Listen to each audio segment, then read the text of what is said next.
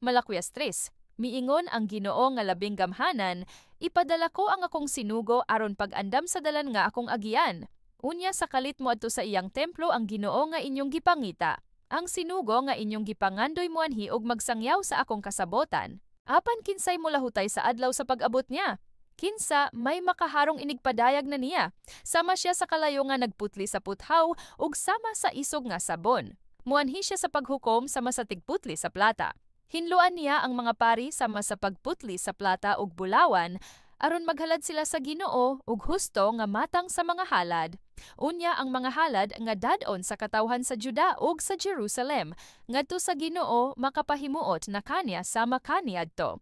Ang Ginoo nga labing gamhanan nag-ingon, "Muanha ako kaninyo aron paghukom og sa pagsaksi batok sa mga salamangkero, batok sa mga mananapaw, batok sa mga bakakong saksi, batok sa mga agalon nga nanikas diha sa suholan, batok sa namintaha sa mga byuda, sa mga ilo og sa mga dumuduong og batok sa mga wala magtahod kanako." Ang paghatag og ikapulo. Ako mao ang Ginoo ug dili ako mausab. Busa kamong mga kaliwat ni Jacob wala pa gayud mapo.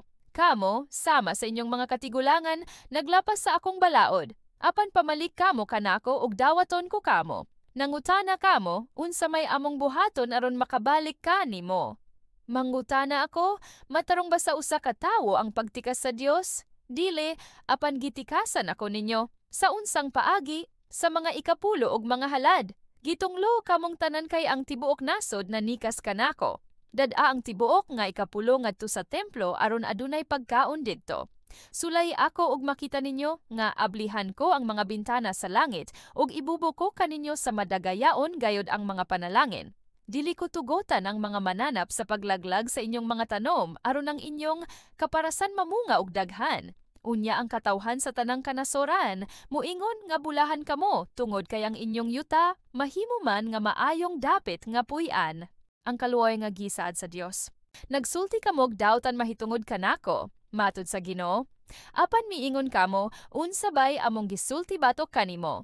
Miingon kamo, walay kapuslanan ang pag-alagad sa Dios. Unsay kapuslanan sa atong pagtuman sa iyang mga sugo o sa pagpakita ngadto sa Ginoo nga labing gamhanan nga nasubo kita sa atong gibuhat? Sumala sa atong nakita, ang mga mapahitas-on mao hinuon ang nabulahan. Wala lamang mauswag ang daotan kundi gihagit pa nila ang Dios pinaagi sa pagbuhat ug daotan ug wala sila maunsa. Unya ang katawhan nga may kahadlok sa Ginoo, nagsultihanay og ang Ginoo na mati kanila.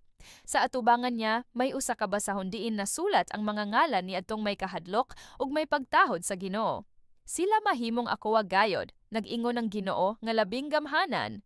Sa adlaw nga buhaton ko kini, maako na gayud sila.